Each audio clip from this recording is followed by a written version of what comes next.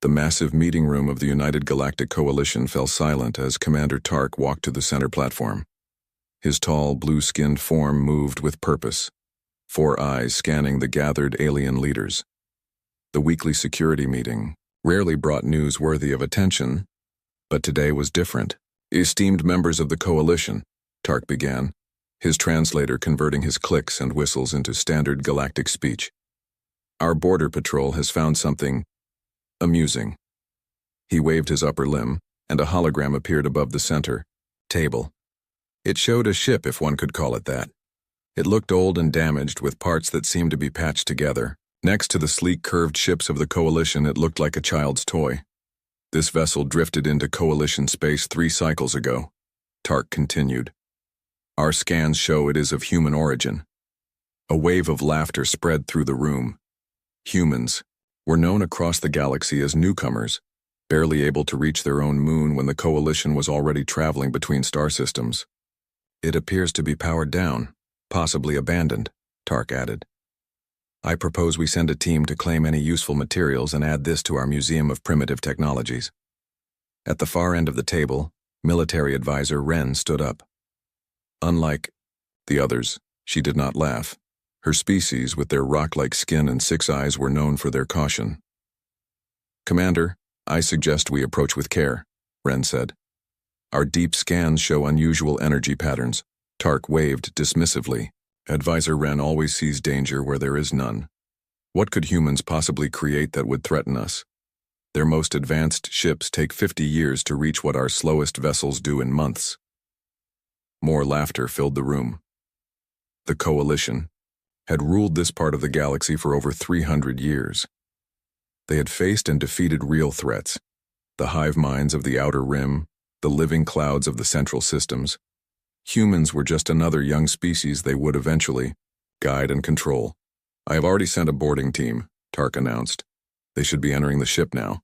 The Coalition boarding ship attached itself to the hull of the human vessel with a metallic clunk. The team of 6 specialized soldiers prepared their equipment, checking their atmosphere suits one last time. "Remember, this is a salvage mission," said Team Leader Mox. "Look for any technology we can use and gather data on human engineering." The team nodded. They had done this many times before with abandoned ships. This would be easy work. When they cut through the airlock, they were surprised to find the air inside was still breathable, though cold. The lights were dim, running on emergency power only. The corridors were narrow compared to Coalition ships made for the smaller human forms. "Primitive design," said tech specialist Drell, running his scanner over the walls. "They still use physical buttons and switches." The team moved deeper into the ship, their lights casting long shadows. They found no bodies, no signs of a fight, or emergency that would explain why the ship was drifting. "The ship's name is Defiance," said Drell, translating the human writing on a wall panel. "Based on the design, it's at least 70 years old by human counting." They reached what appeared to be the ship's control center. Compared to the clean, mind-linked controls of Coalition vessels, it looked like a maze of buttons, levers, and screens. "Start downloading their data," Mox ordered. "Let's see what they were doing out here." Drell connected to the main computer. As his device began to interface with the human system, something unexpected happened. The ship's lights suddenly brightened and a low hum began to build around them. "What did you do?" Mox demanded. "Nothing unusual," Drell replied, checking his equipment. "I just—" A voice spoke from all around them, speaking in the human language that their translators struggled to keep up with. "Emergency protocols activated. Unknown presence detected. Initiating security response." The team looked at each other in confusion. Before they could react, metal shutters slammed down over the exits, trapping them in the control room. "Break through it," Mox ordered. But as 2 soldiers rushed to the door, a gas began to pour from vents in the ceiling. "Sleeping gas," Drell warned as his scanner analyzed it. "Non-lethal, but—" One by one they dropped to the floor. Deep in the heart of the ship, in a chamber the boarding team never reached, rows of cryopods lined the walls. In one of them, ice crystals melted away from the viewing window, revealing the face of a human man. His eyes opened slowly as the pod's systems brought him back to consciousness. The ship's AI spoke. "Captain Jack, emergency awakening protocol initiated. Unknown entities have boarded the ship." Jack's pod opened with a hiss of escaping air. He sat up slowly, his body still remembering how to move after years of sleep. He was not young anymore. His hair was gray, his face lined with scars and wrinkles, but his eyes were sharp and alert. "How many?" he asked, his voice rough from disuse. 6 boarders currently contained, the AI replied. "Their technology suggests coalition origin." Jack nodded. He had expected this day might come. "Wake the others. Tell them we have company." Across the chamber, 5 more pods began their awakening sequence. Back in the coalition meeting hall, Commander Tark was becoming concerned. The boarding team had not reported in for over an hour. "Their life signs are stable," a technician reported, "but they appear to be unconscious." Military advisor Wren stepped forward again. "Commander, our sensors are detecting increased power levels from the human ship. It appears to be waking up." The hologram over the table changed, showing new data. The once dormant ship was now glowing with energy readings. "Impossible," Tark said. "Our scans showed minimal power." "It appears the ship has hidden capabilities," Wren replied. "I suggest we—" She was interrupted as new information flashed across the display. The human ship's engines were powering up. Weapon systems, previously undetected, were coming online. "Send in a combat team," Tark ordered. "Disable that vessel." Before, the communication system crackled to life and a human voice filled the room. It spoke in perfect coalition standard language, surprising everyone present. "This is Captain Jack of the Earthship Defiance. Your boarding party is unharmed but will remain in our custody. Any hostile action against this vessel will be met with immediate response. We request to speak with your leaders." The alien leaders looked at each other in shock and confusion. What they had dismissed as an ancient, harmless relic was now making demands, and somehow it had the power to back them up. Commander Tark's 4 eyes narrowed as he realized his mistake. The human ship wasn't a museum piece after all. The meeting room that had been filled with laughter now fell into worried silence. Captain Jack stood in the cryo chamber, watching as his crew slowly came back to life. His muscles ached from the long sleep, but years of military training kept him focused. He checked each pod as it opened, helping his people stand on shaky legs. "Status report," he ordered, his voice growing stronger with each word. The ship's AI responded immediately. "Captain, we have been adrift for approximately 27 Earth years. 6 alien intruders are contained in the command center. Their technology matches coalition signatures." Jack nodded. The coalition, humanity's greatest concern when they had begun this mission. Back then, Earth had just made first contact with alien life and the news wasn't good. The vast coalition saw humans as backward primitives barely worth acknowledging. "Wake up, people," Jack called to his crew. "Seems our long sleep is over." Medical Officer Lisa was the first to fully recover, instantly checking the vital signs of the others. Her gray-streaked hair was pulled back in a tight bun, her movements efficient despite the years of inactivity. "Everyone's readings look stable," she reported. The cryo-sleep worked perfectly. Next came Chief Engineer Tom, a stocky man with a thick beard now streaked with white. He immediately moved to a nearby console, his fingers flying over the controls. "Ship systems at 87% capacity," he announced. "Not bad for being asleep this long." Security Officer Max and Communications Specialist Anna recovered next, followed by Science Officer Ben. Within minutes, the team of 6 was fully awake and gathering around the central holographic display in the cryo chamber. "Here's what we know," Jack said, pointing to the display showing the coalition vessel attached to their ship. "While we slept, the Defiance drifted into coalition space. They sent a boarding party thinking we were abandoned or dead. Typical coalition arrogance," Max growled, checking his weapon. "They always underestimate us." Jack nodded. "That works in our favor. Our ship's stealth systems kept most of our technology hidden until they triggered the security protocols. What's our plan, Captain? Anna asked, already working on her communication console. First, we need to understand the current situation, Jack replied. It's been 27 years. The political landscape could be completely different. Ben adjusted his glasses, studying the scans of the Coalition ship. Their technology has advanced, but the basic design is the same. They still rely on quantum, fusion drives, and particle shielding. Can we break away if needed? Jack asked Tom. The engineer nodded. The Defiance may look old to them, but our systems are still decades ahead of what Earth had when we left. We can outrun them if necessary. Jack turned to Anna. Open a channel to their leadership. Let's see how diplomatic they're feeling today. Commander Tark paced nervously in the Coalition meeting room. The holographic display showed the human ship was now fully powered, revealing weapon systems that had somehow remained hidden during their initial scans. This is impossible, he muttered, his four eyes blinking rapidly in distress. That vessel is ancient by all accounts. Military advisor Wren stood calmly at the table. I warned you, Commander. Our intelligence on humans has always been incomplete. The communication system activated again. The human captain's face appeared on the main screen. He looked aged, with lines etching his face and gray hair cut short in a military style, but his eyes showed sharp intelligence. I am Captain Jack of the Earth Defense Force ship Defiance, he stated. We did not enter your territory by choice. Our ship was on a long-term mission when we encountered an anomaly that damaged our navigation systems. Tark straightened his uniform, trying to appear confident. I am Commander Tark of the United Galactic Coalition. Your crew attacked our boarding party without provocation. Jack's expression remained neutral.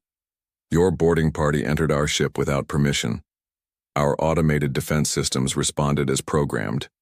Your people are unharmed, and will remain that way if you cooperate. What do you want, human? Tark demanded. Information, Jack replied simply. We've been in cryo-sleep for nearly 3 decades. We need to know the current state of relations between Earth and the Coalition. Tark glanced at his advisors, uncertain how to respond. This was not the primitive, begging human he had expected. Wren stepped forward. Captain Jack, relations between our peoples remain distant. The Coalition recognizes Earth's sovereignty within its home system, but humans are not members of our alliance. Jack nodded. And what is the Coalition's policy on independent vessels? Like ours? Tark hesitated. We require all ships in Coalition space to submit to inspection and registration. That won't be happening, Jack said firmly. The Defiance carries classified technology. No one boards without my permission. The tension in the meeting room rose. Several Coalition officials began whispering urgently to each other. Then you are in violation of our laws, Tark declared, finding his courage again. Surrender your vessel or face the consequences. Jack smiled slightly. I don't think you understand your position, Commander. Scan our ship again. This time, look closely at our power signature. Tark nodded to a technician who ran the scan. As the results appeared on the screen, gasps echoed around the room. Impossible, the technician whispered. Their power levels are off the charts. And that energy pattern, it's like nothing in our database. Jack's face remained on the screen, waiting patiently as the Coalition leaders absorbed this new information. What are you? Tark finally asked, his earlier confidence completely gone. We are humanity's insurance policy, Jack replied. When Earth first encountered the Coalition, they recognized the threat of a technologically superior civilization. While our diplomats talked peace, scientists like us explored alternative options. Science Officer Ben appeared next to Jack on the screen.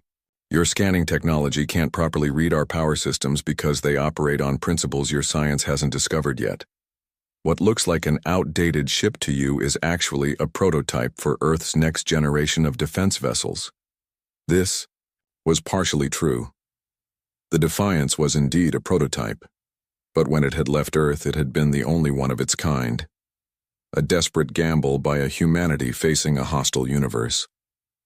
We don't seek conflict, Jack continued, but we will defend ourselves if necessary. Now, about your boarding party. Tark swallowed hard. What do you propose? A simple exchange. You detach your vessel from ours and move to a safe distance. We release your people and continue on our way. And if we refuse? Tark asked, though he already knew the answer. Jack's expression hardened. Then we demonstrate why the Defiance was considered too dangerous to keep on Earth. The meeting room fell silent as the coalition leaders faced a decision they never expected to make. Back down to a supposedly primitive species, or risk facing technology they didn't understand. Military advisor Wren finally broke the silence. Commander, I suggest we accept their terms. We can always track them once our people are safe. Tark nodded slowly, his pride wounded, but his survival instinct stronger. Very well, Captain Jack. We agree to your terms. Detach from the human vessel, he ordered his crew.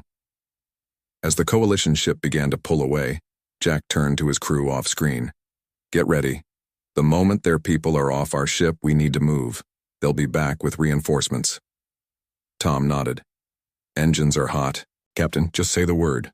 What had begun as a simple salvage mission had now turned into a first-class security crisis for the mighty coalition. And deep in coalition space, an ancient human ship prepared to show that appearances could be very deceiving indeed. The coalition vessel pulled away from the Defiance, creating a gap that widened slowly in the vacuum of space. On the bridge of the human ship, Captain Jack watched through the main view screen as the alien craft retreated to what they considered a safe distance. Enemy ship is 500 kilometers away and holding position, Max reported from the security station. They're scanning us continuously. Jack nodded. As expected. Anna, prepare to release their boarding party. Communications specialist.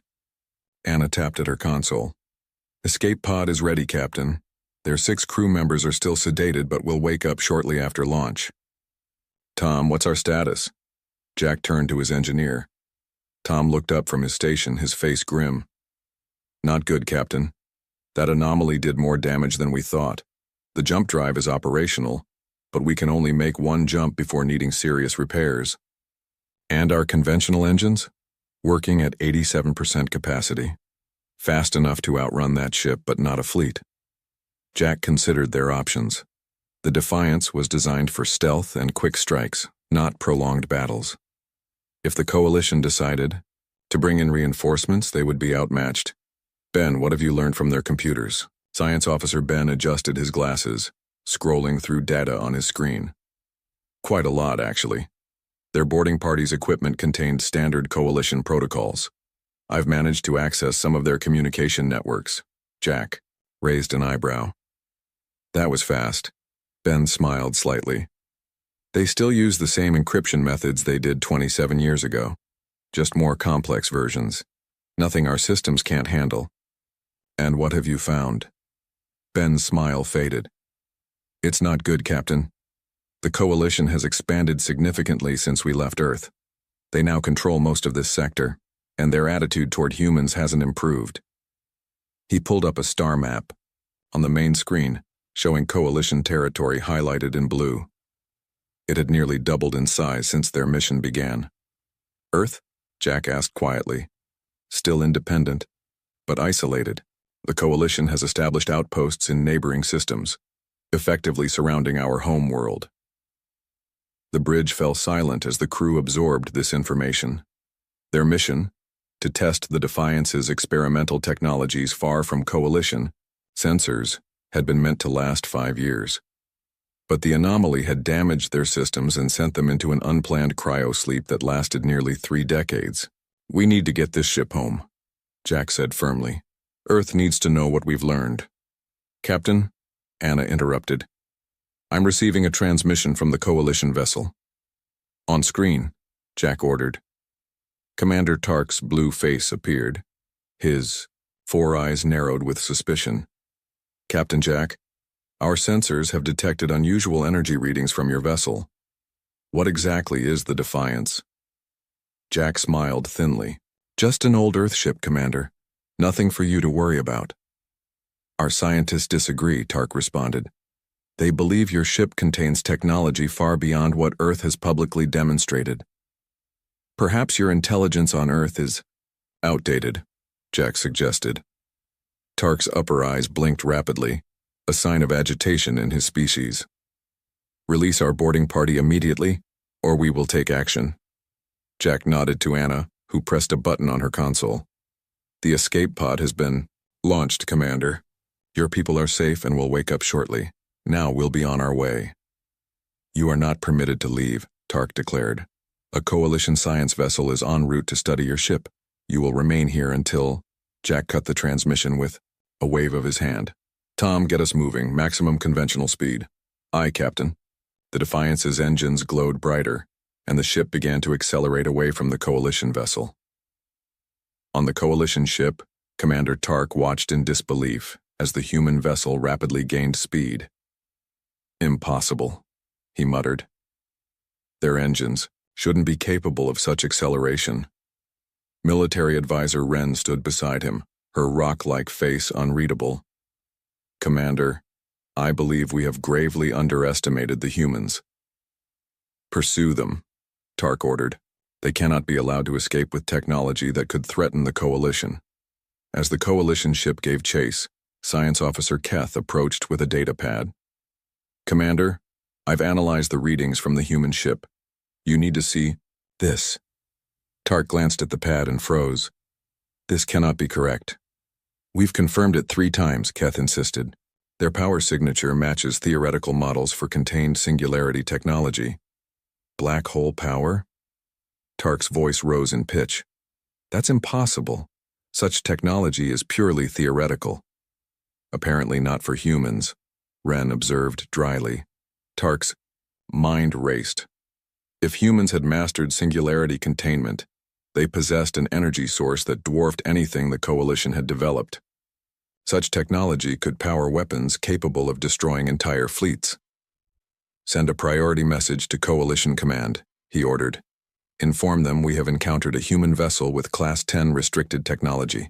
Request immediate reinforcements. Back. On the Defiance, Ben monitored the Coalition communications. Captain, they're calling for backup. At least 3 warships are changing course to intercept us. Jack frowned. How long before they arrive? 2 hours at most. And how long until we reach the jump point? Tom checked his calculations. 3 hours minimum. We can't outrun them all, Captain. Jack stood and walked to the center of the bridge. His crew watched him, waiting for a decision. They had trained for this possibility, being discovered by a superior Coalition force, but the plan had always assumed they would have a fully functional ship. It's time to show them what this old ship can really do, Jack said finally. Lisa, prepare the medical bay for potential casualties. Max, bring all defensive systems online. Tom, divert power from non-essential systems to the shields. Ben, continue monitoring their communications. Anna, prepare a message buoy with all our data. Set to launch automatically if things go badly. You think we might have to fight our way out? Lisa said. It wasn't a question. Jack nodded grimly. The Defiance was built for one purpose: to test. Technologies too dangerous to use except in the most extreme circumstances. I think this qualifies. He turned to a sealed console at the center of the bridge, one that had remained untouched since they left Earth. It required the captain's handprint and a 6-digit code to unlock. Sir, Max said hesitantly, are you sure? Once we activate those systems, there's no going back. The Coalition will never believe we're just a lost ship. They already don't believe it, Jack replied, placing his hand on the scanner.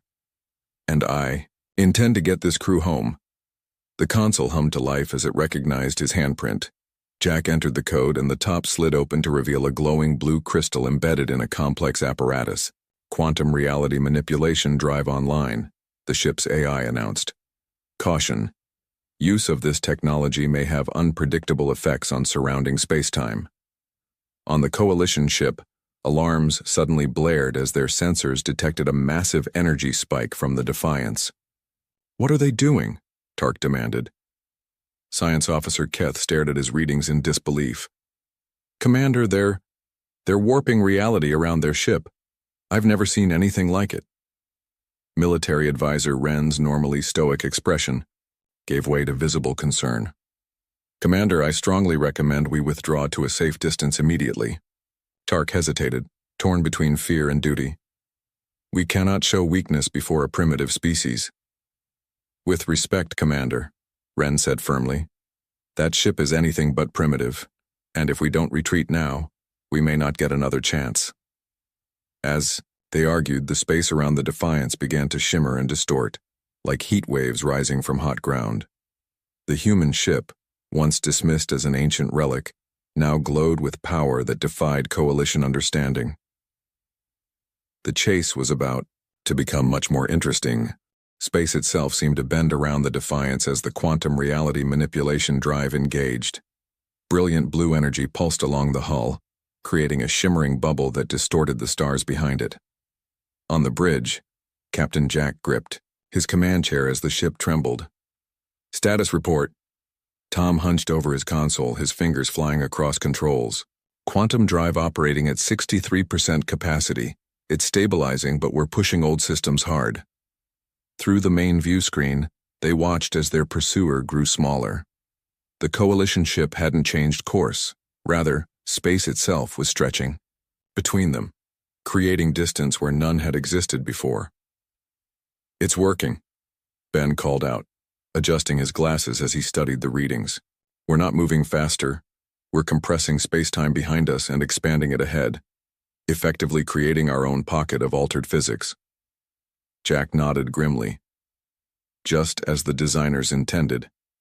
How long can we maintain this?" "At this power level? 2 hours maximum before we risk core instability," Tom replied. "The system wasn't meant to run this long without maintenance."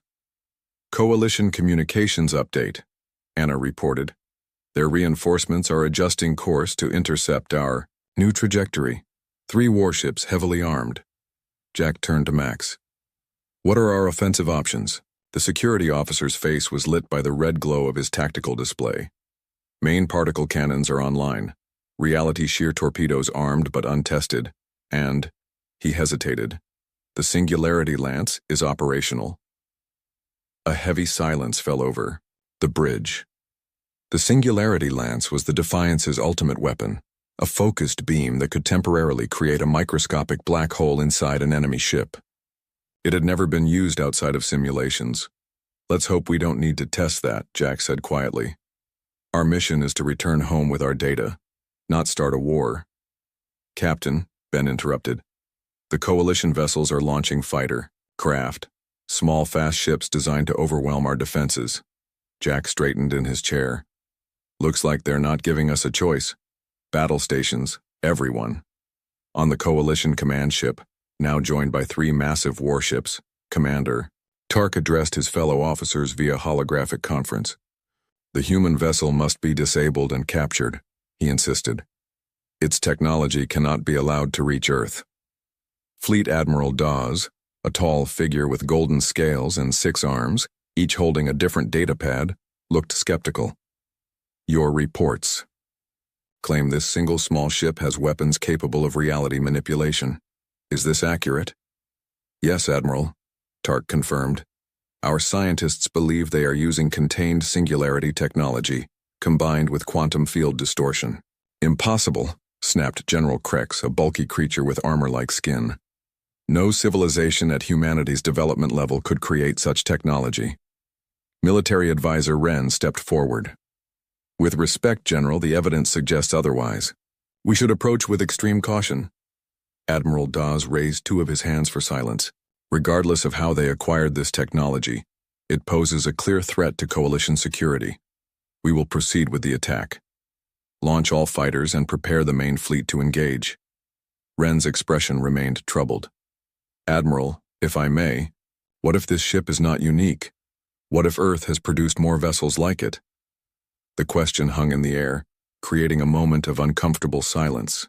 "All the more reason to capture this one," Admiral Dawes finally replied. "We need to know what we're facing." The Defiance shuddered as the first wave of Coalition fighters appeared on their sensors. 36 attack craft incoming, Max announced. "Energy weapons charging." Evasive maneuvers, Jack ordered. Defensive systems only. Don't fire unless fired upon. The human ship twisted through space, its quantum drive allowing it to move in ways that defied normal physics. But the Coalition fighters were numerous and determined. The first volley of enemy fire struck the Defiance's shields, causing the bridge lights to flicker. Shield integrity at 92%, Tom reported. They're testing our defenses. Jack leaned forward, in his chair. We can't outrun them all. Target the lead fighters with particle cannons. Minimal power, warning shots only. The Defiance's weapons came to life, firing bright pulses that deliberately missed the Coalition fighters by narrow margins. The message was clear. We can hit you if we choose to. They're not backing off, Anna said, monitoring the enemy communications. They're coordinating for another attack run. The second volley hit harder, striking from multiple angles simultaneously. Shields at 78%, Tom called out, his voice tense. They've identified our weakest shield harmonics already. Jack's expression hardened. So much for diplomacy. Max, you're clear to engage. Defend this ship. Max nodded grimly. Targeting systems locked. Firing main particle cannons. Brilliant beams of energy lanced out from the Defiance, striking 3 Coalition fighters. Instead of exploding, the ships simply unraveled, their molecular structure coming apart in spiraling patterns. On the Coalition command ship, Admiral Dawes watched in stunned silence as the fighters disintegrated. What happened to them? He demanded. Science Officer Keth studied the readings with growing horror. The human weapon, it didn't destroy them with energy. It selectively altered the quantum states of their atomic bonds. They literally fell apart at the molecular level. General Krex slammed his fist on the table. Impossible. No species should have this level of technology. Admiral Dawes's golden scales darkened with anger. Deploy the main fleet, all ships, all weapons, destroy that vessel. The space around the Defiance suddenly filled with the massive forms of Coalition warships, their weapons ports glowing with gathered energy. We're surrounded, Lisa said quietly, looking up from her medical station. Options? Jack asked, his voice steady despite the dire situation. Ben looked up from his science station. The jump point is still too far. We'll never make it through. This blockade using conventional methods. And unconventional methods? Jack asked. Tom and Ben exchanged glances. There is one possibility, Ben said hesitantly. We could create a temporary reality bubble around the ship. In plain English, please, Jack prompted. We briefly remove ourselves from normal spacetime, Tom explained. Essentially, we would exist slightly out of phase with the rest of the Yao universe. Just enough to pass through their blockade without interacting with their ships. The risks? Jack asked. Tom grimaced. Too many to list, Captain. This was a purely theoretical application of the quantum drive. We could end up anywhere, or nowhere. Jack looked around at his crew, these people who had given decades of their lives to this mission. Your thoughts? Lisa spoke first. Earth needs to know what we've discovered about Coalition technology. I say we risk it. Max nodded in agreement. Better than surrendering technology that could protect our home. One by one, each crew member voiced their support for the desperate plan. Very well, Jack said, turning to Tom. Make the necessary preparations. As Tom worked frantically at his station, the Coalition fleet opened fire. The Defiance's shields flared brilliantly under the combined assault. Shields failing, Max reported. Down to 31% and dropping fast. Tom, Jack called out. Need 30. More seconds. The ship rocked violently as a particularly powerful blast struck near the bridge. Hull breach on deck 3, Lisa reported. Emergency force fields engaged. 15 seconds, Tom shouted over the noise of alarms. On the Coalition command ship, Admiral Dawes watched in satisfaction as the human vessel seemed to falter under their combined firepower. Their shields are collapsing, he announced.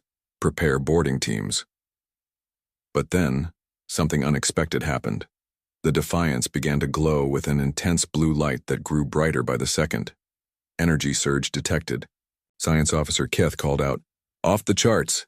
What are they doing? Admiral Dawes demanded. Before anyone could answer, the blue glow around the Defiance intensified to blinding brightness. When it faded, the human ship was simply gone. Where did they go? General Krex bellowed. Find them. But all their sensors showed was empty space where the Defiance had been. Military advisor Wren studied the readings carefully. They're not destroyed. There's no debris, no energy dispersal pattern. Then where are they? Admiral Dawes asked, his voice suddenly quiet with dread. Wren looked up, her 6 eyes blinking in sequence, a sign of deep thought in her species. They've done something we believed impossible. They've temporarily stepped outside of our reality, The Coalition fleet searched in vain for the vanished human ship. The leaders began to realize a terrifying truth. They had drastically underestimated humanity's capabilities. And somewhere out there, the Defiance was carrying that message back to Earth. The ancient ship they had scoffed at was proving to be far more dangerous than they could have imagined. The Defiance materialized in empty space, the blue glow of its quantum field slowly fading. On the bridge, emergency lights cast red shadows across the faces of the crew. Warning alarms blared from several stations. Captain Jack pulled himself up from the floor where the violent transition had thrown him. Status report. Is everyone all right? The crew responded one by one, shaken but alive. Tom was the last to report, his face pale as he examined his console. Quantum drive is offline, Captain, he announced grimly. The reality shift burned out. Most of its systems. Where are we? Jack asked, turning to Ben. The science officer adjusted his cracked glasses, studying the star patterns on his screen. Approximately 3 light years from our previous position. We're on the edge of Coalition territory. And the Coalition fleet? No sign of pursuit, Max confirmed, checking the defensive systems. But our shields are at 12%. We're in no condition for another fight. Jack nodded slowly, taking in their situation. They had escaped, but at a cost. The Defiance was damaged, stranded in hostile space with technology too valuable to let fall into enemy hands. Anna, any communications from Coalition frequencies? The communications specialist listened intently through her headset. They're in chaos, Captain. From what I can gather, they're still searching for us near their fleet position. They don't know we jumped. That gives us time, Jack said. Tom, what about conventional engines? Functional, but at 40% capacity. We can move, but not quickly. Jack considered their options. Can we reach the jump point from here? Tom shook his head. Not on engines alone. We'd need the quantum drive for that final push. How long to repair it? Tom exchanged glances with Ben. Days, maybe weeks, and we'd need specific materials we don't have on board. Jack frowned. The situation was dire, but not hopeless. 27 years of cryo-sleep had prepared him to think long-term. New plan, he announced. We find somewhere to hide and make repairs. There must be an uninhabited system nearby we can use. Ben studied his star charts. There's a binary system 2 days away at our current speed. Dense asteroid field. Good place to hide while we work. Set course, Jack ordered. Lisa, how are our supplies? The medical officer checked her inventory. Medical supplies are adequate. Food and water recycling systems are functioning normally. We can sustain the crew for months if necessary. Jack nodded. Good. Because I have a feeling this isn't over yet. In the Coalition Command Center, chaos reigned. Admiral Dawes faced the assembled leadership, their faces displaying various states of shock and anger. How could a single human vessel escape our entire fleet? The Supreme Chancellor demanded, his translucent body pulsing with angry red light. Admiral Dawes had no good answer. The technology they employed was unexpected. Unexpected? General Krex growled. It was impossible. No species should be able to manipulate reality itself. Science Officer Keth cleared his throat nervously. Based on the energy readings we collected, they created a temporary bubble of altered space-time around their vessel. Essentially, they stepped slightly outside our universe. Can they do it again? the Chancellor asked. Unknown, Keth admitted. The energy requirements would be enormous. Their ship showed signs of severe strain before they disappeared. Military advisor Wren, who had remained silent until now, stepped forward. The real question we should be asking is, what does this mean for our understanding of human capabilities? The room fell quiet as her words sank in. Explain, the Chancellor commanded. We have always assumed humans were technologically inferior, Wren continued. Yet this single ship demonstrated technology beyond our theoretical understanding. If Earth has more vessels like the Defiance, she didn't need to finish. The implication was clear. We must find that ship, the Chancellor declared, and we must reassess our approach to Earth immediately. 2 days later, the Defiance drifted slowly into the asteroid field of the binary system. Tom guided the ship carefully, using minimal power to avoid detection. This large asteroid should provide good cover, he said, pointing to a rock formation, nearly 10 times the size of their ship. Its mineral composition will help mask our energy signature. Jack nodded. Take us in. As they maneuvered into position, Anna suddenly straightened at her station. Captain, I'm detecting a transmission, coalition frequency, but it's directed at us specifically. Jack frowned. How is that possible? They couldn't have tracked us here. Unknown, sir, Anna replied. But the transmission includes our ship's identification code. They're asking to establish communication. Jack looked at his crew, seeing his own concerns reflected on their faces. Could be a trap, Max warned, or an opportunity, Ben countered. After a moment's thought, Jack nodded. Put it through, audio only. Let's hear what they have to say. The bridge speakers crackled to life and a familiar voice filled the room. Defiance, this is military advisor Wren of the Coalition. I am alone on a diplomatic vessel. I wish to speak with Captain Jack. Jack raised an eyebrow. How did you find us? Your quantum shift left traces, Wren replied. Subtle distortions in space-time that our standard sensors cannot detect. But I have specialized equipment. What do you want? To talk. Peacefully. Your demonstration has created quite a stir in coalition leadership. I believe there is an opportunity here. For both our peoples. Jack muted the transmission and turned to his crew. Opinions? Could be genuine, Ben suggested. She was the one who warned them about us from the beginning. Or it could be a ploy to locate our exact position, Max countered. Jack considered. Both possibilities. After 27 years in cryosleep, the political landscape had surely changed. Perhaps this was a chance to understand those changes. We'll hear her out, he decided, unmuting the channel. Advisor Wren, we will permit your vessel to approach. Any weapon systems will remain powered down. Any deviation from your current course will be considered hostile action. Understood, Captain, Wren replied. My vessel is unarmed, approaching now. They watched as a small, sleek ship emerged from behind a distant asteroid. It moved slowly, making no aggressive maneuvers. She's alone, Ben confirmed, scanning the approaching vessel. One life sign, no weapons detected. Jack nodded. Prepare the conference room, let's hear what she has to say. An hour later, military advisor Wren sat across from Captain Jack and his senior officers.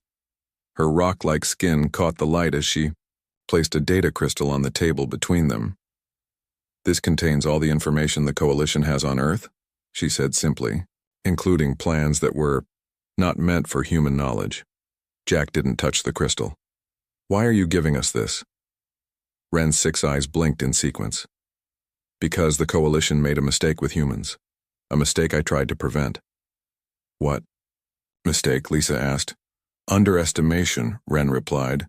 The Coalition saw Earth as a primitive world barely worth notice. Your ship proved otherwise. Jack leaned forward. And now? Now there is fear, Wren said bluntly. Your quantum technology surpasses our theoretical understanding. The Coalition leaders fear what else humans might have developed. They should, Max muttered. Wren nodded. Perhaps. But fear leads to poor decisions. Already there are calls to launch a preemptive strike against Earth. The human officers exchanged alarmed glances. That would be a grave mistake, Jack warned. Agree, Wren said, which is why I am here. I propose an alliance, not between our governments, but between those who seek peace. She gestured to the crystal. This contains navigation data to help you return to Earth safely. In exchange, I ask only that you advocate for diplomatic solutions when you return. Jack studied the alien carefully. Why are you doing this, advisor? Isn't this treason against your people? Wren's expression shifted slightly, the equivalent of a sad smile in her species. I have served the Coalition for 200 years, Captain. I have seen empires rise and fall. Those that cannot adapt to new realities do not survive long. She stood slowly. The Coalition needs to evolve its thinking.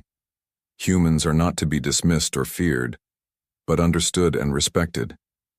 Your ship has opened that possibility. Jack considered her words. After a moment, he picked up the crystal. We'll bring your message to Earth, but I make no promises about what happens after that. Wren nodded. That is all I ask. She moved toward the door, then paused. One last thing, Captain, the Defiance. Is it truly your most advanced vessel? Jack smiled slightly. What do you think? Wren's eyes blinked in sequence again. I think that if the Coalition had encountered your most advanced technology, we would not be having this conversation. With that, she left, returning to her ship and departing as quietly as she had arrived. 3 weeks later, the repaired Defiance approached Earth space. Thanks to Wren's navigation data, they had avoided Coalition patrols entirely. As the blue-green planet appeared on their view screen, the crew fell silent, overcome with emotion. For them, only months had passed subjectively. But the world they were returning to had experienced 27 years of history without them. Hailing frequencies open, Anna announced. Earth Defense Command is responding. They're shocked to hear from us, Captain. We were declared lost decades ago. Jack smiled. Tell them the Defiance is coming home, and we have quite a story to tell. As Earth grew larger in their view screen, Jack thought about the message they carried, not just about Coalition technology and politics, but about perception and underestimation. The ancient ship that alien leaders had scoffed at had changed the course of interstellar relations forever. Sometimes, the most dangerous things in the universe were those you failed to take seriously until it was too late. The message came on a Tuesday. All across Earth, screens flickered with the same warning. The voice spoke in a flat, mechanical tone that sent chills down the spines of everyone who heard it. We are the Vex. Your planets have been marked for conquest. Resistance is futile. We have never known defeat. Colonel Jack Stone stood in the Pentagon's Central Command Room, his weathered face illuminated by the glow of emergency screens. At 52, he had seen more battles than most, but nothing like this. How many ships? He asked. A young officer looked up from her station. Over 200, sir, each one bigger than anything we've ever built. Jack nodded slowly. He had feared this day would come. For years, astronomers had picked up distress signals from distant star systems, final warnings from civilizations wiped from existence. Get me the president, he said. Dr. Lisa Wells rushed through the corridors of NASA's research facility, clutching a tablet filled with data. Her team had been analyzing the alien transmissions for days. What they found terrified her. They'd conquered 17 known civilizations, she explained to the Emergency Scientific Council. Each more advanced than us. None lasted more than a month. The room fell silent. Lisa brushed a strand of hair from her face and continued. The Vex appear to be cybernetically enhanced beings. Their technology is, well, it makes ours look like stone tools compared to modern machinery. Then what hope do we have? Someone asked. Lisa had no answer.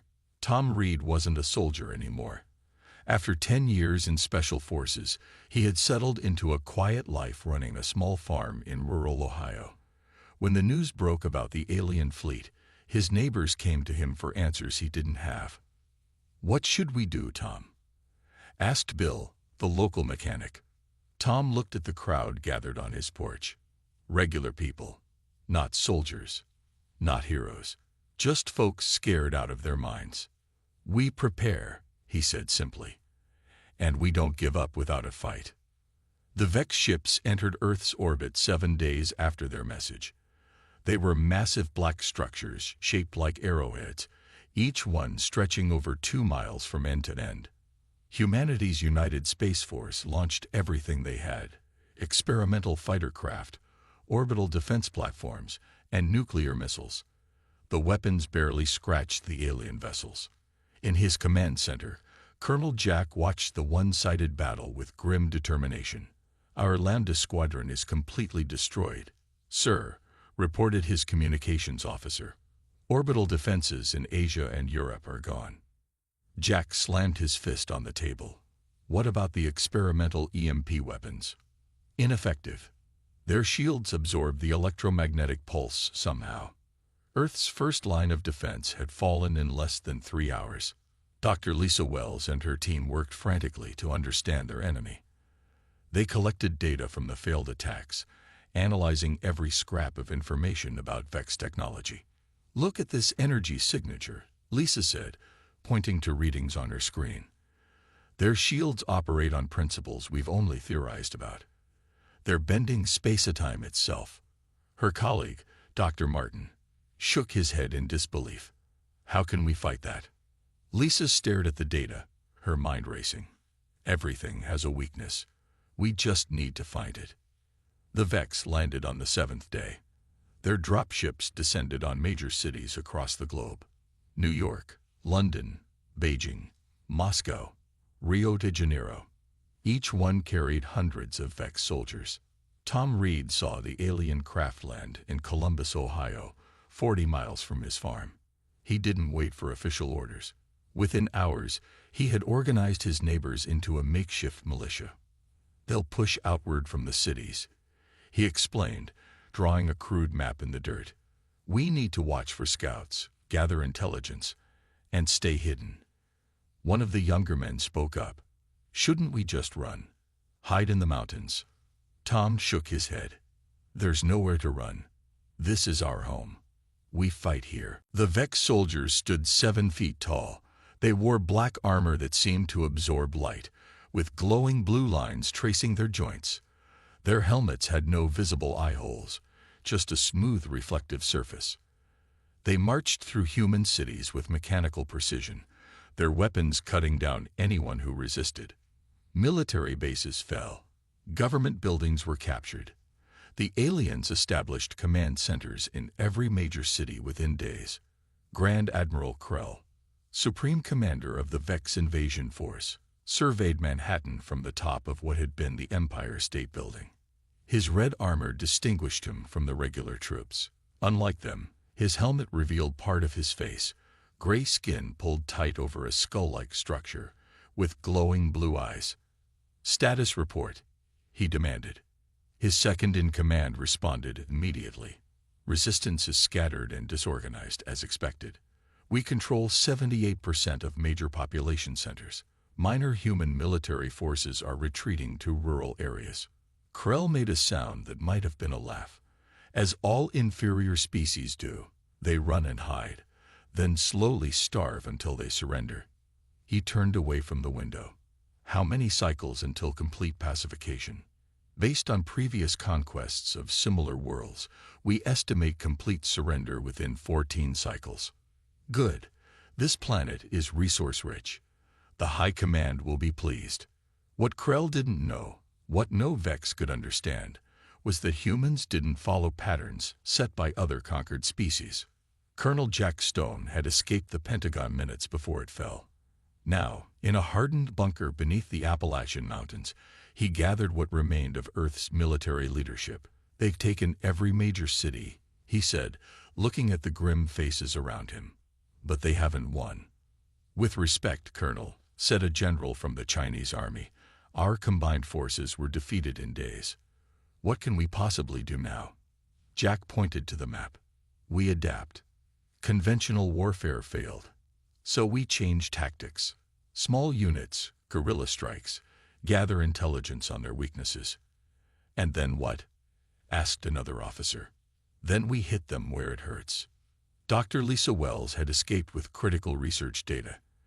In a hidden laboratory, she studied footage of Vex soldiers. Look at this, she said to her remaining team. Notice how they move. It's too perfect, too mechanical. She zoomed in on a Vex soldier firing at fleeing humans. They never waste a movement, never show fatigue. Meaning what? Asked Dr. Martin. Lisa's eyes lit up with the first glimmer of hope. Meaning they might not understand what humans are truly capable of when pushed to our limits.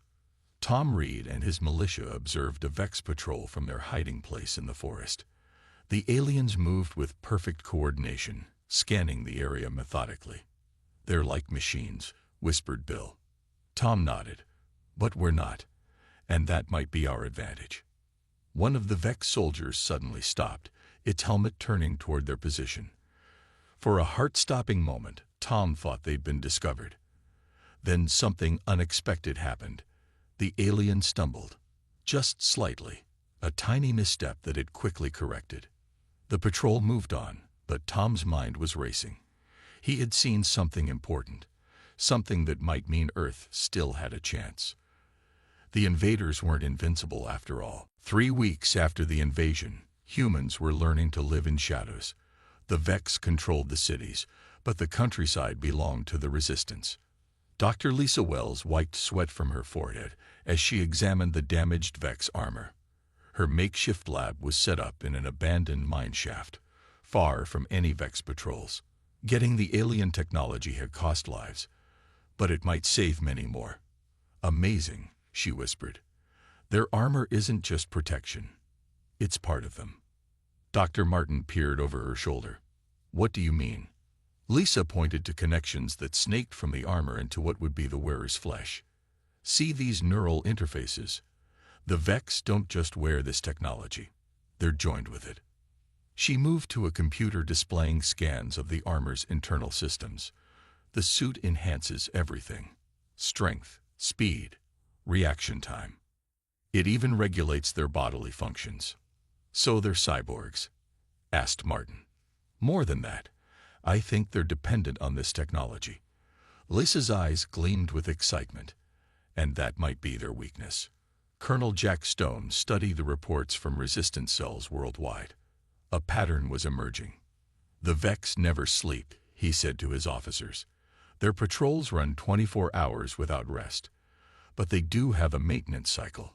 He pointed to a map showing Vex patrol patterns. Every 42 hours, each soldier returns to their base for approximately 30 minutes. We think they're recharging or being serviced somehow.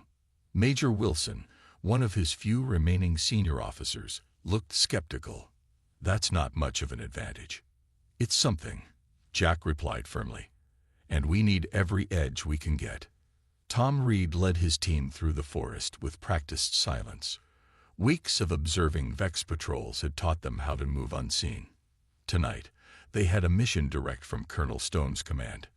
Capture a Vex soldier. Bill, the mechanic, looked nervous. How are we supposed to take one alive? Their armor is impenetrable. Not completely, Tom said. Remember what we saw. That stumble. There's something about the forests that affects them. His team of 12, farmers, teachers, ordinary people who had never imagined being soldiers, moved carefully toward the patrol route they had scouted for days. Remember, Tom whispered, we're not trying to kill it. We need it in one piece. They set their trap where a small stream crossed the patrol path. Experience had shown that water sometimes interfered with Vex sensors. The wait was long, but they were used to patience. Finally, 3 Vex soldiers appeared, moving in perfect formation through the trees. Tom gave the signal. His team activated jammers built from modified radio equipment, following Dr. Wells' specifications. The devices wouldn't work for long, but they might cause enough confusion. The effect was immediate. The Vex soldiers hesitated, their movements becoming jerky. 2 fell to their knees, while the third spun in confusion. "Now," Tom shouted. His team descended, throwing the weighted nets they had prepared. 2 Vex broke free with their enhanced strength, but the third remained tangled long enough for Tom's people to attach the electromagnetic clamps to its armor joints. The Vex soldier collapsed, its systems overloaded. "Quick," Tom ordered. "Get it to the truck before the others recover." They had their prize, and maybe humanity's first real hope. Grand Admiral Krell was not accustomed to failure. In 17 planetary conquests, he had never lost so much as a skirmish. Yet reports of human resistance grew daily. "Explain," he demanded of his tactical officer. "The humans are not following expected surrender patterns," the officer reported. "They scatter instead of consolidating. They attack in small groups rather than organizing armies we can eliminate. And our casualties? Minimal, but increasing. 43 soldiers lost in the last cycle. 76 requiring major repairs." Krell's blue eyes narrowed. "That should not be possible. Their weapons are primitive. They are adapting, using our technology against us, and they seem able to function in conditions our soldiers struggle with." "What conditions?" "Dense forests, extreme weather, darkness. The humans need no enhancements to operate in these environments." Krell stood, his imposing frame casting a long shadow. "They are animals. Clever animals, but nothing more. Increase patrols in rural areas. Burn the forests if necessary. As you command." But doubt had entered Krell's mind for the first time in his long career of conquest. In her underground lab, Lisa Wells could hardly contain her excitement. The captured Vex soldier lay immobilized on her examination table, its armor partially disassembled. "It's incredible," she told Colonel Jack Stone, who had come personally to see the breakthrough. "The Vex aren't what we thought they were." Jack looked at the alien. Without its helmet, the creature was almost fragile-looking. Gray skin stretched over a narrow skull, with atrophied muscles and oversized eyes. They'd been enhancing themselves with technology for so long that their bodies have devolved. Lisa explained. "They can barely walk without their armor. Their muscles are weak, their bones brittle. So they're physically inferior to humans." Jack asked, hardly believing it. "Dramatically so. Without their tech, an average human child would be stronger." Lisa moved to her computer. "But their neural systems are incredibly advanced. They think faster than we do, process information better. That explains their strategy," Jack said thoughtfully. "They rely on superior technology because physically, they can't match us." Lisa nodded eagerly. "And there's more. Their systems run on specific frequencies. If we can disrupt those frequencies, we could disable them without destroying them," Jack finished. "Exactly. I'm calling it a pulse disruptor. With the right equipment, we might build weapons that can temporarily paralyze their systems." Jack felt hope rising in his chest. "How long?" "Give me 2 weeks." Tom Reed stood with his team as Dr. Wells explained her discovery to the gathered resistance fighters. "The Vex consider themselves evolutionarily perfect," she said. "They chose technology over physical development centuries ago. Now they can't survive without it." "So they're weak?" asked Bill. "Physically, yes. But don't underestimate them. Their technology is still far beyond ours, and they believe absolutely in their superiority." Tom nodded thoughtfully. "Pride. That's a weakness too."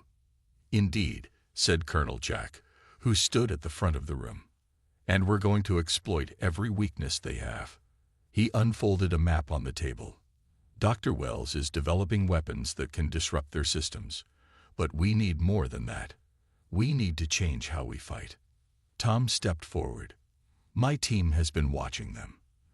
The Vex don't understand terrain the way we do. They stick to paths, avoid difficult ground. And they hate water. They also can't handle long engagements," added another resistance leader. "They retreat after unexpected setbacks, regroup completely rather than adapting on the fly." Jack looked around the room at the gathered humans, soldiers and civilians united by determination. "Then that's how we'll beat them. Not with superior firepower, but with endurance, adaptability, and the unexpected. For the first time since the invasion, the Resistance had a real plan. What the Vex would soon learn was that humanity's greatest weapon wasn't technology. It was the indomitable human spirit that had survived ice ages, plagues, and their own wars. A spirit that refused to surrender, no matter the odds. The real fight was about to begin. 2 months after the invasion, the Resistance was ready. Dr. Lisa Wells stood before Colonel Jack Stone and the assembled team leaders, holding what looked like a modified rifle. "The pulse disruptor," she announced, lifting the weapon. "It emits an electromagnetic pulse tuned to the exact frequency of Vex neural systems." Jack took the weapon, testing its weight. Range: about 50 meters. Direct hit not required. It affects everything in a 5-meter radius from impact. Lisa smiled with tired pride. One shot will disable a Vex soldier for approximately 3 minutes. Enough time to finish the job. Tom Reed finished grimly. Lisa nodded. "We have materials for 200 units. After that, we'll need to scavenge more components." Colonel Jack addressed the room. "This changes everything. For the first time, we can fight back effectively." He unfolded a large map on the central table. "We've identified 3 primary targets, Vex command centers in the remains of Chicago, Atlanta, and Denver." He pointed to each location. "Simultaneous strikes. Small teams, in and out fast. The goal isn't to hold territory, it's to disrupt their command structure and gather intelligence." Tom studied the Chicago target. "My team will take this one." "Are you sure?" Jack asked. "It's the most heavily guarded." "We've been watching their patterns for weeks," Tom replied. "We know the terrain, the patrol schedules. We can do this." Jack nodded. "Then it's settled. We move in 3 days." The night before the mission, Tom couldn't sleep. He sat outside the Resistance bunker, looking at the stars.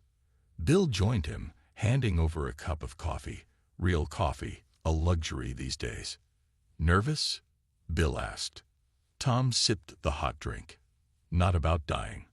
About failing." He looked at his friend. "If this doesn't work." "It will," Bill said firmly. "You've turned us from scared civilians into fighters. We're ready." Tom nodded, but doubt lingered. Tomorrow would change everything, one way or another. Lisa worked through the night, making final adjustments to the pulse disruptors. Her hands shook from exhaustion and too much caffeine. "You should rest," Dr. Martin said, entering the lab. "Can't," she replied without looking up. "These need to be perfect." Martin placed a hand on her shoulder. "Lisa, you've done the impossible. But if you collapse from exhaustion, none of it matters." She finally looked up, dark circles under her eyes. "I keep thinking about all the people counting on this. If I missed something." "You didn't," he assured her. "Now get some sleep. That's in order." Lisa smiled weakly. "Since when do you give orders?" "Since my friend started working herself to death." She nodded, putting down her tools. Tomorrow would come whether she was ready or not. Colonel Jack reviewed the final plans with his officers. Each team had memorized their routes, their targets, their extraction points. "Remember," he said, "we're not trying to win the war tomorrow. We're proving it can be won." Major Wilson looked skeptical. "And if we fail?" "We won't," Jack said firmly, "because we have something the Vex don't understand." "What's that, sir?" Jack thought about the weeks of preparation, the determination he'd seen in eyes of people who'd never fired a weapon before the invasion. "Heart," he answered simply. "Now get some rest. Tomorrow, we remind the Vex that Earth isn't just another conquered world." The attack on Chicago began at dawn. Tom led his team through the ruins of the city's outskirts. 20 men and women moved silently through broken buildings, avoiding the open streets where Vex patrols marched in perfect formation. "Remember," Tom whispered, "stick to the plan. Hit and move. No heroes today." They reached their first target, a minor patrol route. 3 Vex soldiers walked the same path they took every day, perfect in their precision and perfectly predictable. Tom raised his hand, then dropped it. 3 pulse disruptors fired simultaneously. The Vex soldiers stumbled, their armor systems flickering with blue sparks. Before they could recover, Tom's team was on them, attaching explosive charges to specific points on their armor. "Clear," Tom ordered. His team retreated around a corner just as the charges detonated. "First patrol down," Bill reported with a grin. "No alarm." Tom checked his watch. "We have 17 minutes to reach the command center." Similar scenes played out in Atlanta and Denver. Coordinated strikes against Vex patrols, creating gaps in their security. For the first time since the invasion, the aliens were caught off guard. In his command ship orbiting Earth, Grand Admiral Krell received disturbing reports. "Simultaneous attacks in 3 cities," he demanded. "How is this possible?" His tactical officer looked uncomfortable. "The humans are using new weapons, some kind of electromagnetic pulse that disrupts our systems." "Impossible," Krell snapped. "Their technology is primitive." "They've adapted, sir, using components from our damaged units against us." Krell's blue eyes narrowed dangerously. "Send the Immortal Guard units to all attack sites. Crush this rebellion now." Tom's team reached the Chicago Command Center, a fortified structure that had once been a government building. The outer defenses had been breached thanks to the pulse disruptors, but time was running short. 5 minutes until their systems reset.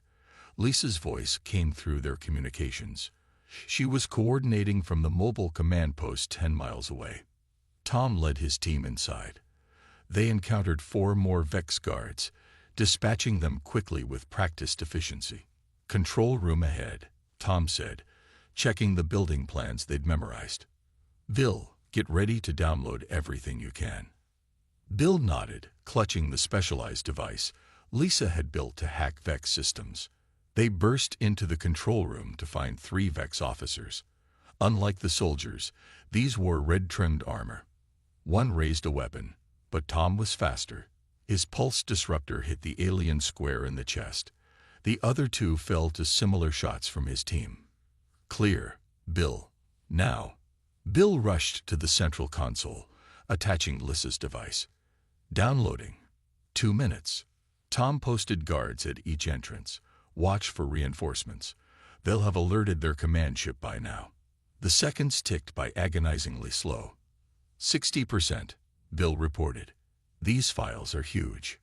An alarm suddenly blared through the building. Red lights flashed along the walls and ceiling. "Company coming," one of Tom's team shouted from the doorway. "Lots of them." Tom made a quick decision. "Bill, how much longer?" 90 seconds for a full download." "We don't have 90 seconds. Tom took a deep breath. "Get what you can in 30, then we're gone." The sounds of fighting erupted from the corridor. Pulse disruptors fired, followed by the distinctive whine of Vex weapons. "Time's up," Tom shouted as Bill yanked the device free. "Got about half," Bill reported. "It'll have to do. Everyone out through the back exit." Tom's team retreated, fighting their way out of the building. 2 of his people fell to Vex weapons, but the rest made it to their vehicles hidden in an underground parking garage. As they sped away, Tom looked back to see black-armored Vex soldiers swarming the command center. These moved differently than the regular troops, faster, more aggressive. "The Immortal Guard," he muttered. They brought out their elite units. Despite the losses, Tom allowed himself a small smile. The Vex were responding exactly as Colonel Jack had predicted. They were rattled. For the first time, the invincible invaders knew fear. When the 3 teams regrouped at the Resistance headquarters, the mood was cautiously triumphant.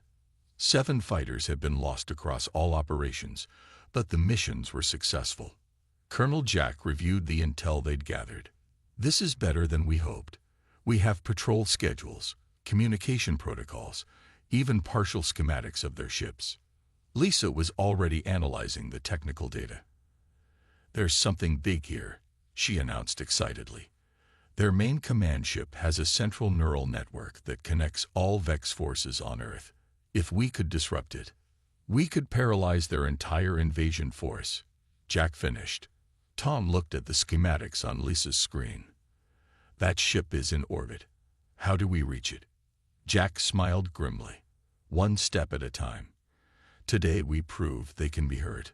Tomorrow, we show them humans don't just fight. We win. The first real blow had been struck against the Vex. The invincible invaders had tasted defeat, and it was only the beginning. News of the successful attacks spread through human resistance cells worldwide. For the first time since the invasion, people dared to hope. Colonel Jack Stone stood before the largest gathering of resistance fighters yet assembled. 300 men and women filled the abandoned mine that served as their headquarters, their faces showing a mix of hope and determination. The Vex are changing their tactics, Jack announced. They've deployed their elite units, the Immortal Guard, to all major cities. He displayed captured images of the new threat. Taller than regular Vex soldiers, with black armor trimmed in gold. Their movements were faster, their weapons more powerful. These units have never been defeated in combat, Jack continued. The Vex use them only when they face serious resistance. A murmur ran through the crowd. Lisa stepped forward. The good news is they're deploying these units because they're afraid, she said. The bad news is the Immortal Guard have enhanced shielding. Our current pulse disruptors won't work on them. Tom Reed spoke up from the front row. So we need new weapons. Lisa nodded. I've been studying the data we captured. The Immortal Guard's shields operate on a different frequency. But there's something else, something unexpected. She displayed a scan of an Immortal Guard's armor systems. They've sacrificed endurance for power. Their enhanced systems drain energy much faster than standard units. After approximately 12 hours of continuous operation, they must return to their ships to recharge. Jack's eyes lit up with understanding. So if we can keep them engaged long enough, they'll run out of power. Lisa finished. Exactly. But how do we fight them for 12 hours when we can't disable them? Asked Bill. Jack looked thoughtful. We don't fight them. We make them chase us. Grand Admiral Krell paced the command deck of his flagship. Reports from Earth were troubling. The humans are attacking everywhere at once, his tactical officer explained. Small strikes, then immediate retreat. Casualties, Krell demanded. Minimal on both sides. They hit and vanish before we can respond effectively. Krell's patience was wearing thin. Why haven't the Immortal Guard eliminated these pests? They are our finest warriors. The humans won't engage them directly, sir. They retreat into terrain where our troops are at a disadvantage. Dense forests, underground tunnels, flooded areas. This is unacceptable. Krell slammed his fist on a console. I want results. Double the Immortal Guard deployments. Burn the forests if necessary. These humans must learn their place. What Krell couldn't understand was that humans had been fighting from disadvantaged positions throughout their history. It was a skill bred into them through thousands of years of warfare against stronger opponents. Tom Reed led his team through the sewers beneath what had once been Detroit. Above them, Vex patrols searched the ruined city. Check your timers, Tom whispered. Each fighter wore a watch synchronized to the Resistance's master plan. Bill glanced at his. 20 minutes until Phase 2. Tom nodded. They'd been leading the Immortal Guard on a chase for 9 hours already. The elite Vex units hadn't stopped once, pursuing the humans relentlessly through the city's ruins, into the wilderness beyond, and now back into the urban maze. His team was exhausted, but they'd rotated rest periods throughout the day. The Vex hadn't rested at all. Remember, Tom said quietly, we just need to keep them moving for 3 more hours. Then we strike. Similar scenes played out across the continent as resistance teams implemented Jack's strategy. Keep the Immortal Guard moving, never stopping, draining their power reserves hour by hour. Lisa worked frantically in the mobile lab, making final adjustments to her newest creation. The modified pulse disruptor is ready, She told Jack over the secure communication line. But we have only 30 units. If this doesn't work, it will work, Jack assured her. Your data is solid. She didn't share his confidence. The new weapons were based on incomplete information, assembled with scavenged parts. So much could go wrong. The teams are in position, Jack continued. The Immortal Guard units have been active for almost 12 hours continuous. We'll never get a better chance. Lisa took a deep breath. I'll distribute the weapons to the strike teams. God help us if we're wrong about their power reserves. 11 hours and 45 minutes into the operation, Tom's team emerged from the sewers near their planned ambush point. They were filthy, exhausted, but alive. Status? Tom asked. Immortal Guard still in pursuit, replied his scout. They look different, moving slower, less coordinated. Tom allowed himself a small smile. They're running on reserve power. Time for Phase 3. His team quickly set up their positions in the abandoned factory they'd prepared days earlier. Special lures, devices that mimicked human biosigns, were activated to draw the Vex into their trap. It didn't take long. 6 Immortal Guard units entered the factory, their movements noticeably less fluid than before. Their gold-trimmed armor still gleamed, but the blue energy lines pulsing across it flickered irregularly. Tom gave the signal. The new pulse disruptors fired simultaneously. For a heart-stopping moment, nothing happened. Then the lead Immortal Guard stumbled. Its shields flickered and died. The others soon followed, their enhanced systems failing as the pulse disrupted their already drained power networks. Now, Tom shouted. His team swarmed the disabled elite units, attaching explosive charges to their armor joints. Unlike regular Vex soldiers, the Immortal Guard fought even as their systems failed, showing unexpected physical strength. 2 of Tom's fighters fell to the aliens' desperate counterattacks, but the outcome was inevitable. The humans had planned too well. When the last Immortal Guard fell, Tom allowed his team a moment of celebration before ordering them back to base. We did it, Bill said, grinning despite his exhaustion. Tom nodded grimly. One battle. The war's far from over. Across North America, similar scenes played out as resistance teams sprang their traps on the energy-depleted Immortal Guard. Not all succeeded. There were heavy losses.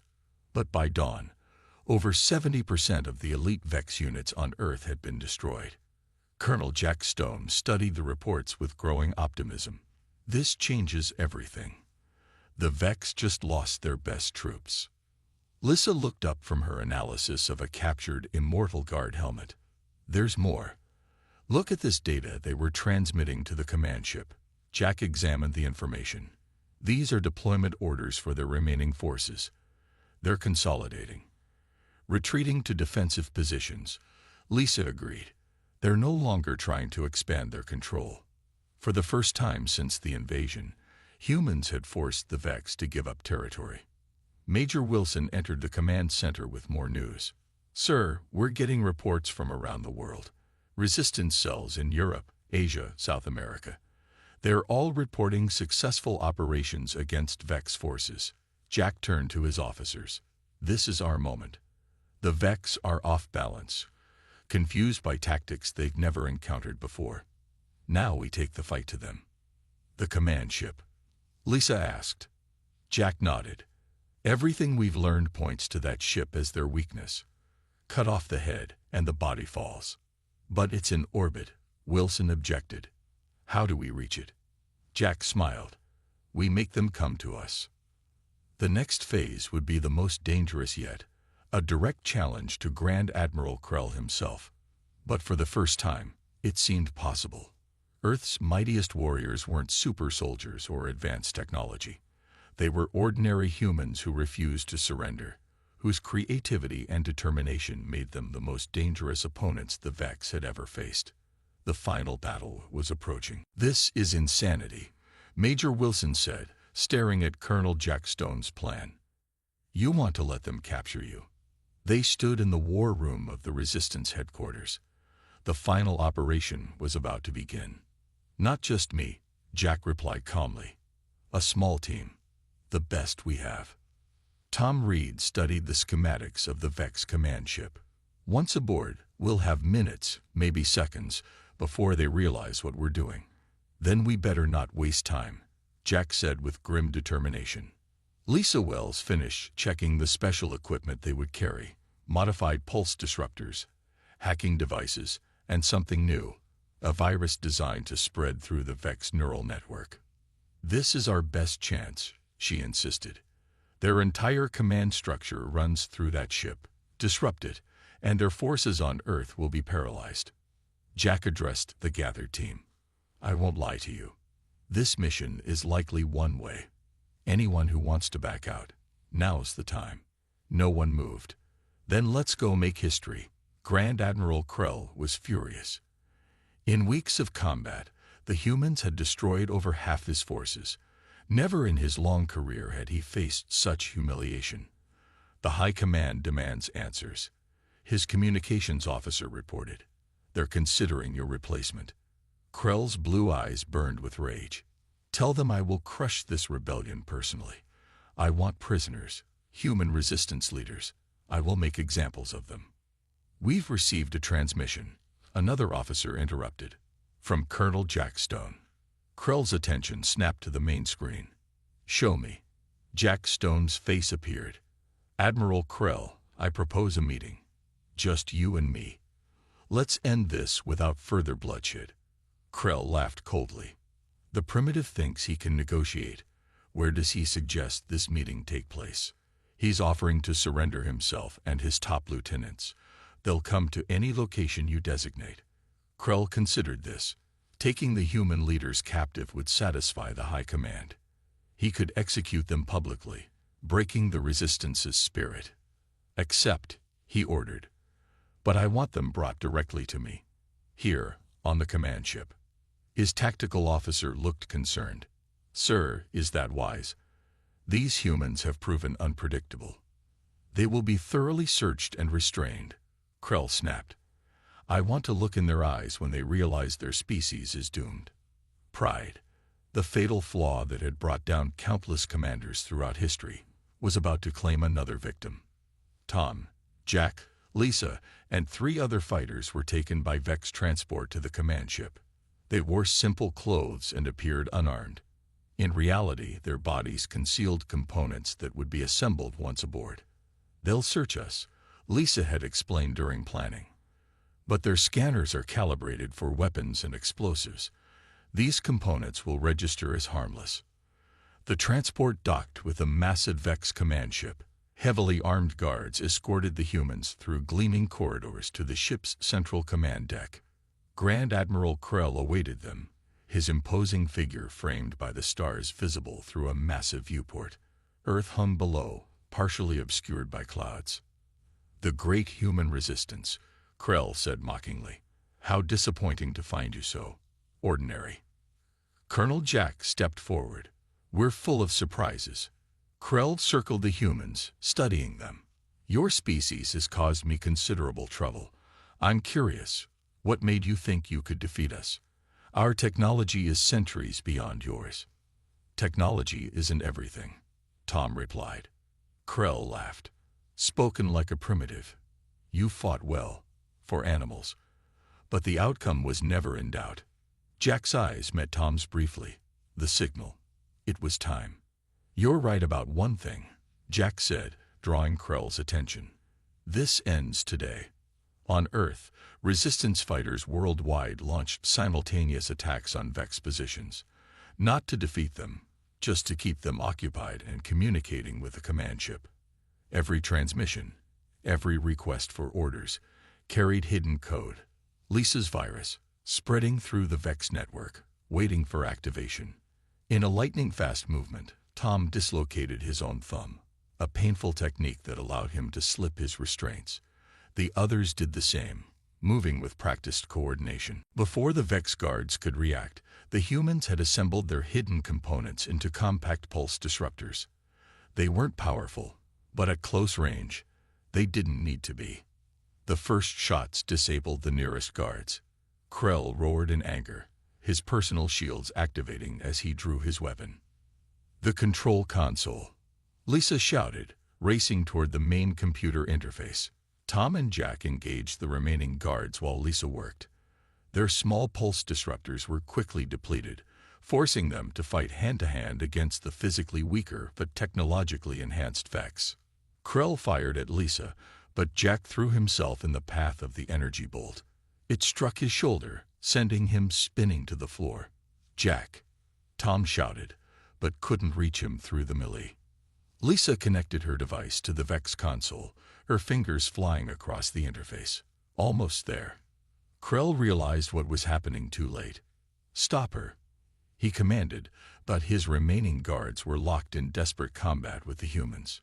Tom found himself face to face with Krell himself. The Vex Admiral towered over him, his enhanced armor making him faster and stronger than any human could hope to be. "You will die knowing you failed," Krell snarled, raising his weapon. Tom smiled through bloodied lips. "That's the difference between us. We're not afraid to die for what we believe in." At that moment, Lisa shouted in triumph, "It's done. Virus uploading." Krell turned toward her, distracted for just a second, all the opening Tom needed. He launched himself at the alien commander, his body colliding with Krell's in a tackle that sent them both crashing into a control panel. Throughout the ship, lights flickered as Lisa's virus spread through the command systems. On screens throughout the command deck, warning messages flashed. "What have you done?" Krell demanded, throwing Tom aside with enhanced strength. Lisa stood tall beside the console. "We've given your neural network a human virus. Chaos. Your systems can't handle unpredictability, can't process illogical commands." Around them, Vex soldiers began to move erratically as conflicting orders flooded their neural implants. Jack struggled to his feet, wounded but alive. "Your entire invasion force is receiving random, contradictory commands. Some to attack, some to retreat, some to power down." Tom rejoined his friends as the remaining Vex guards collapsed, their systems overwhelmed. Only Krell remained functional, his advanced systems temporarily resisting the virus. "This is impossible," he growled. "You are primitives." "We're humans," Tom corrected. "And we don't give up." Krell raised his weapon for one final attack, but the virus finally reached his systems. His armor locked up, immobilizing him completely. The humans secured the command deck, treating their wounded and taking control of the ship's communications. "All Vex forces on Earth are in disarray," Lisa reported, monitoring the situation through the ship's systems. "Some units have completely shut down. Others are fighting each other." Jack nodded, his shoulder bandage. "Send the message." Tom activated the ship-wide transmission system. His voice echoed through the vessel, and to all Vex units on Earth. "Your command structure has fallen. Your forces are defeated. This is humanity's only offer. Leave our planet and never return." 1 week later, the remaining Vex ships lifted off from Earth. Their once mighty invasion force was reduced to less than a third of its original strength, their command structure in shambles. From the bridge of the captured command ship, Jack, Tom, and Lisa watched them go. "Will they come back?" Lisa wondered. Jack shook his head. "Not them. Not after this." Tom looked down at Earth, beautiful and blue below them. "What do we do with their technology?" "Learn from it," Jack said. "But remember what really won this war." The three friends stood in silence, thinking of all who had sacrificed to reach this moment. The Vex had come with overwhelming technological superiority, thinking victory was inevitable. They had never understood that humanity's greatest strength wasn't in weapons or machinery. It was in the human spirit, the indomitable will to fight for home and freedom, the creativity that turned weakness into strength, the courage to face impossible odds without surrendering. They had thought themselves invincible until they met Earth's mightiest warriors. Not super soldiers, not advanced technology, just humans standing together.